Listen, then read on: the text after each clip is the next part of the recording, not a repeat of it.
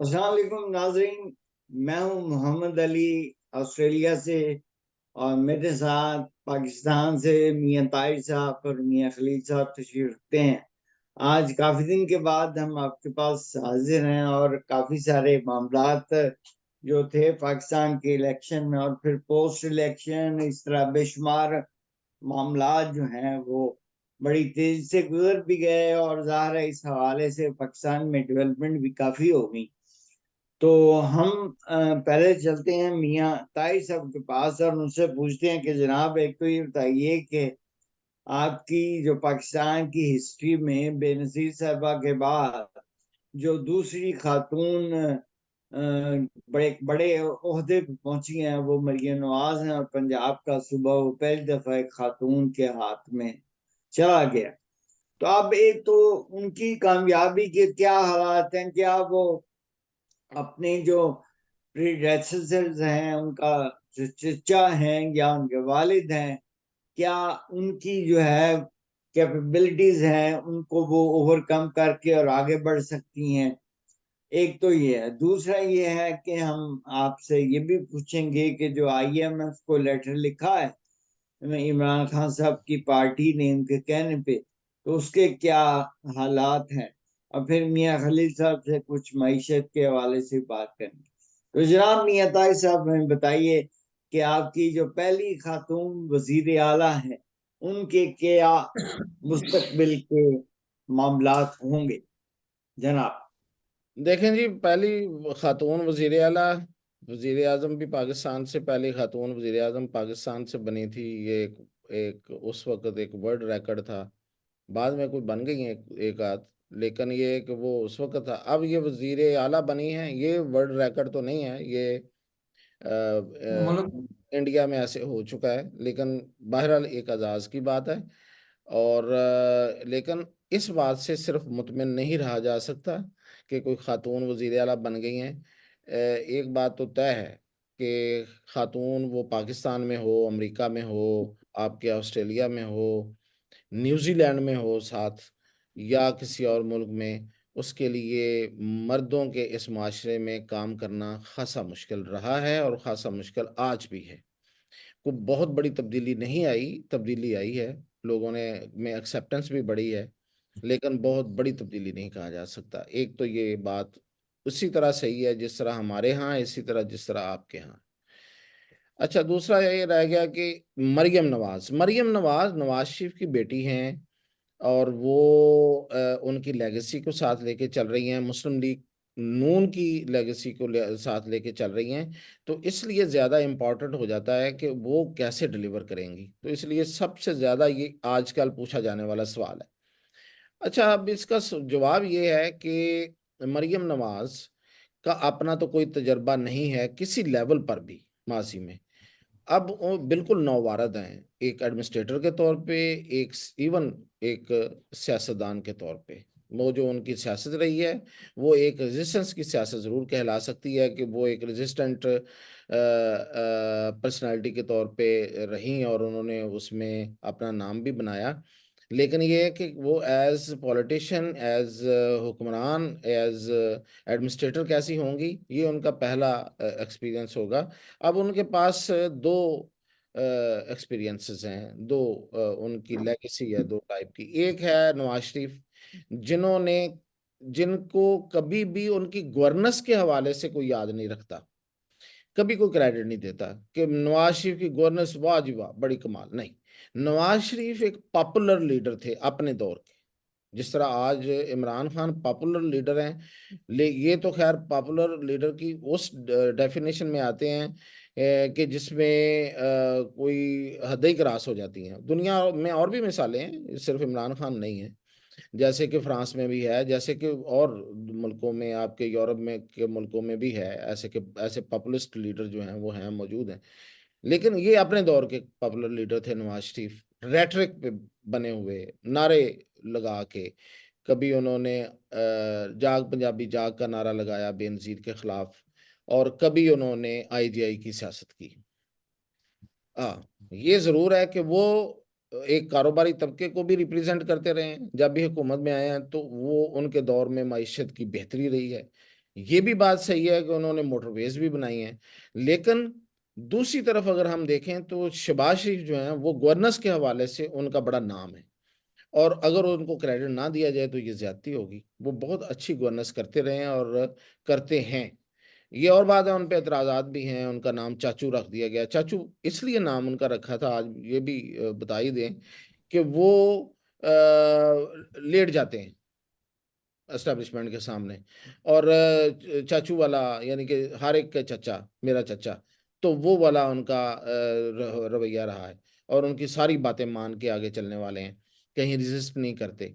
तो लेकिन अगर आप देखें तो पंजाब उन्होंने बहुत अच्छा चलाया, 10 साल तक उन्होंने पंजाब में हुक्मरानी की है, और बहुत सी अच्छी चीज़ें गिनवाई जा सकती हैं।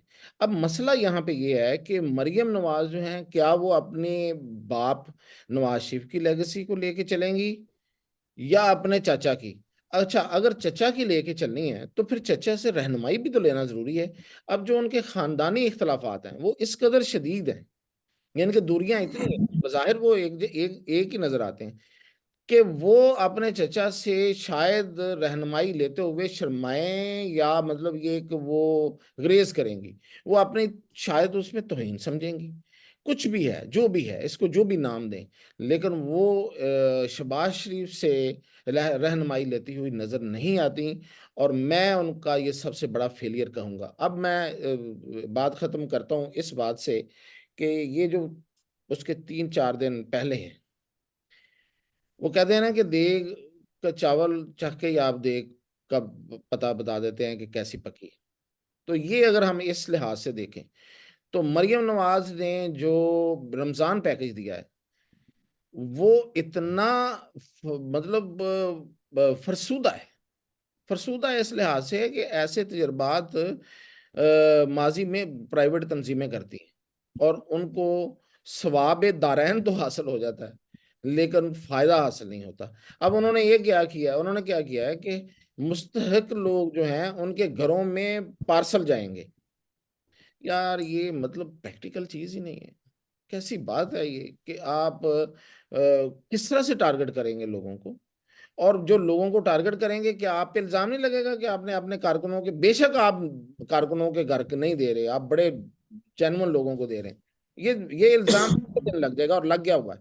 दूसरी बात ये है कि उसमें जितनी उसकी तरसील में और फ्राहमी में जितने मसाइल आएंगे, और फिर उसमें जितनी करप्शन होगी, और फिर ये है कि कोई क्रेडिट नहीं होगा, कोई बंदा नहीं मानेगा कि हमें को जी मिला है, जी वाह वाह वाह वाह, मरियम नवाज ने कमाल रमजान हमारा गुजारा, कोई नहीं कहेगा। ये पहला फ्लॉप मंसूबा है उनका। मैं फ्लॉप पहले से कह रहा हूँ, हालांकि ऐसा हमें बीइंग सहाफ़ी नहीं करना चाहिए, लेकिन तजर्बा ये कहता है कि ये कोई कामयाब नहीं है। भाई आप अतवार बाजार लगाते उसी तरह जिस तरह सस्ते बाजार आप लगाते, तो क्या आईएमएफ ने आपको रोक लेना था? अब मियाँ साहब बैठे हुए हैं, इनसे भी आप बात कर लीजिएगा कि फूड इन्फ्लेशन पूरी दुनिया का इशू है।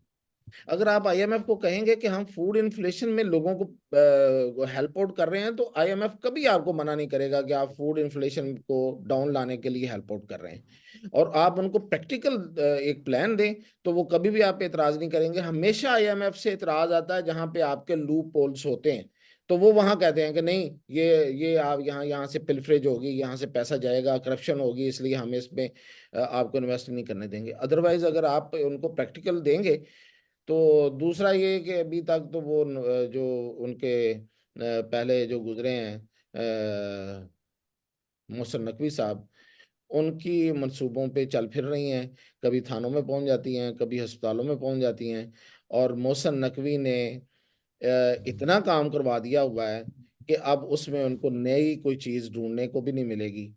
तो यार ये उनका प्लान है, उन्होंने क्या प्लानिंग की थी? उनका क्या वजीर आला बनने का कोई अचानक प्लान बना है? क्यों उन्होंने पहले से नहीं सोच रखा था कि कौन कौन से एरियाज ऐसे हैं जो अनएड्रेस्ड हैं, तो मैंने जाके एड्रेस करने हैं, तो वहां से काम शुरू कर दी। ये सियासत है, ये पॉइंट स्कोरिंग है, खिदमत है, लेकिन ये साथ साथ ये भी तो सब कुछ है। तो उनका जो नैरेटिव बिल्ड करने वाली हैं दो खवातीन, अगेन वो खवातीन है तो एज लेती हैं, उन पे ज्यादा बंदा बात करते हुए थोड़ा कतराता ही है। लेकिन यकीन करें कि अगर उन्होंने नैरेटिव बिल्ड करना है, अज़मा बुखारी ने और मरियम औरंगजेब ने, तो फिर हो गया है। उनका काम है कि टीवी पे आके पट पट पट पट पट पट पट पट पट पट बोल रहे हैं, और बस। यार इस तरह नहीं होती सारी चीजें। तो मतलब ये है कि उनकी ना उनके पास कोई टीम है, ना उनका कोई, मुझे फिलहाल तो कोई विजन नजर नहीं आया, कोई ऐसा मियाँ स्टार्टअप साहब, नहीं। ये जो है ना, तो बाकी जो एक आपने चीज आईएमएफ जो, और पीटीआई का खाता ना, वो आप मियाँ खलील साहब से पूछें, ये बड़े एक्सपर्ट हैं इस मामला। जी जी ठीक, इसमें मैं ना थोड़ा सा ऐड करूं। देखें, जो ये मुज़ाहमती सियासत होती है, उसके अंदर एक वक्त होता है, आपको बदलना पड़ता है। और अगर आप उसी के ऊपर चलते रहेंगे तो फिर वही आपका हाल होगा जो इमरान खान साहब का हो गया। क्योंकि वो 3.5 साल भी अपने आप को कंटेनर पे इन्होंने रखा और उन्होंने नहीं उतारा। तो ये मामला है, आपको बिल्कुल अब बदल के उनको आना पड़ेगा एक नई तरफ। तो अब देखें क्या होता है। तो चलते हैं जनाब मियाँ खलील साहब के पास और पूछते हैं कि जनाब, ये जो आईएमएफ को खत लिखवाया है इमरान खान साहब ने, आपके ख्याल में इसका क्या इम्पैक्ट होगा जनाब? जी अली, क्या ठीक। उसमें बात यह है कि हुकूमत के लिए ऑलरेडी मुश्किलात तो हैं इकोनॉमिकली, लेकिन जो भी इंटरनेशनल भी माहिरीन, जो इक़्तिसादियत के माहिर हैं या अदारे हैं, उनका ये ख्याल है कि आईएमएफ इमरान खान या पीटीआई के लेटर को कोई अहमियत नहीं देगी, वो इसकी बुनियाद पर कोई फैसला नहीं करेगी। उसके अपना एक एजेंडा है, उसका अपना एक प्रोग्राम है। और इनको एक प्लस पॉइंट ये मिल रहा है नई हुकूमत को कि निगरान हुकूमत उनकी जितनी मुश्किलात या मुश्किल फैसले थे वो कर चुकी है ऑलरेडी। इसलिए ये जो ऑलरेडी उनका जो माजी का है ना, वो एक बहुत प्लस पॉइंट है जी कि पाकिस्तान ने बड़ा रिफॉर्म्स पे और बड़ा अमल किया, सिवाय पावर सेक्टर में उसका वो सर्कुलर डेट नहीं कम हुआ। उसके अलावा बाकी हर चीज़ पे आईएमएफ मुतमईन है कि पाकिस्तान कंसिस्टेंटली काम कर रहा है, और इस पे वो उसको कोई शक नहीं। इसी बुनियाद पे लोगों का यह ख्याल है कि इस पीटीआई के लेटर से हुकूमत को या आईएमएफ को के मामलात में कोई नेगेटिव असर नहीं आएगा। और दूसरा, उसने पीटीआई ने किया बचने की कोशिश की है कि उसने कहा है कि आईएमएफ को लेटर में अपने में कि आप अपना प्रोग्राम जारी रखें, लेकिन मुंतखब हुकूमत को दें, और उससे पहले आप अगर कोशिश करें तो कम से कम 30% इलेक्शन का ऑडिट करवा लें, और उसके फाफन के या उसका किसी के फार्मूला है उसके मुताबिक करा लें 2-3 हफ्तों में, तो फिर पैसे दें। इसका उसको कान इधर से पकड़े या इधर से पकड़े, उसका मकसद उनका यही है कि इनको पैसे ना दें, लेकिन वो इसमें जाहिर लगता है कि कामयाब नजर नहीं आ रहे। उसके अलावा पाकिस्तान हुकूमत का नई का प्रॉब्लम ये होगा सिर्फ कि इलेक्शन के फौरन बाद एक जो शोर शुरू हुआ था धांधली का या घपले का जो भी है, उसकी वजह से मार्केट और ओवरऑल इकोनॉमिक्स जो हालात हैं वो बुरी तरह खराब हुए थे। मार्केट, आपकी स्टॉक मार्केट 4,000 पॉइंट तक नीचे चले गई थी। शेयर्स की वैल्यू 700 अरब डॉलर कम रुपए कम हो गई थी, यानी कि 2 अरब डॉलर से ज्यादा की। लेकिन अब जब हालात उसको जो पीपल्स पार्टी और उसने एग्री किया है हुकूमत बनाने के, उसके बाद से अब आहिस्ता आहिस्ता ग्रेजुअली मार्केट भी बेहतर हो रही है। बहुत ज्यादा तेजी से नहीं, लेकिन ये कि अगर वो 4,000 पॉइंट नीचे गई थी तो वो सिर्फ 2,000 पॉइंट रह गई। शेयर्स की वैल्यू 700 अरब कम हुई थी, वो तकरीबन 500 अरब 200 अरब की रिकवरी हो गई। तो इससे वो बेहतरी होगी। उसके बाद चीन ने एक अभी एग्री कर गया है, पाकिस्तान ने चीन के कर्जे की वापसी की डेट थी 23 मार्च की, नेक्स्ट अगले महीने। वो चीन एग्री कर गया उसको रोल ओवर करने के लिए मजीद 1 साल के लिए पुरानी शराइत पे, यानी कि उसने कोई शराइत भी नहीं लगाई, उसी को कंटिन्यू करेगा।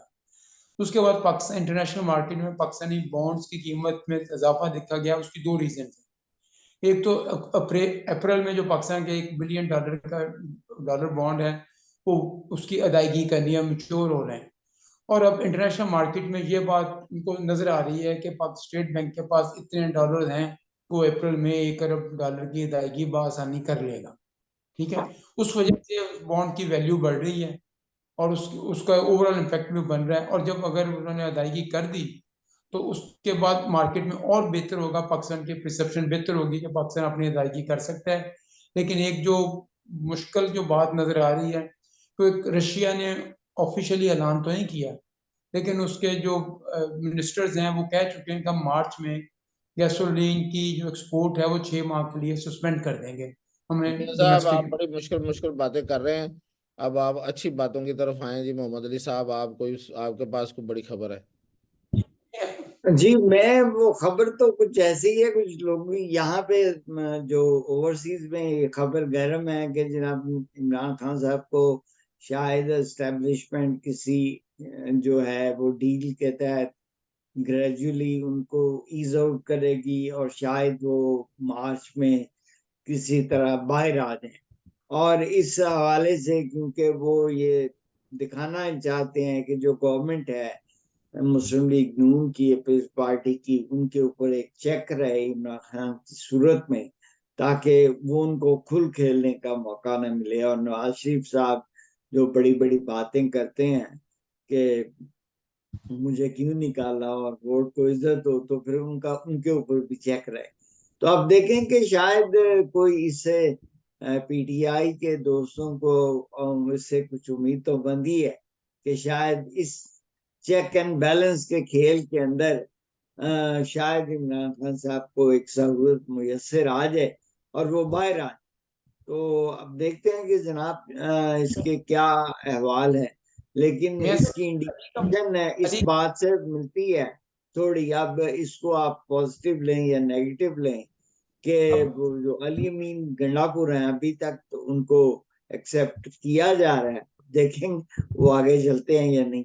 तो जी मेरे अली ख्याल में तो ये बात है। अली का मतलब ये है कि मियां साहब पहले कह रहे थे मुझे क्यों निकाला, अब वो अगले महीने से शुरू हो जाएंगे इससे जेल से क्यों निकाला।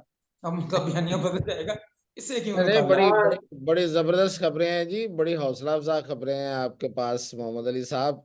वो हमारे पाकिस्तान में बहुत से यूट्यूबर हैं जो रोजाना एक थंबनेल लगाते हैं कि 5 जज बैठ गए, मरियम नवाज मुअत्तल, इमरान खान बाहर और जीएच के ऊपर कब्जा, अल्लाह माफ करे। तो हाँ, ये वायरल आपकी खबर भी पता नहीं अब थंबनेल के लिए मैं है कि ये मैंने हकीकत कहा है।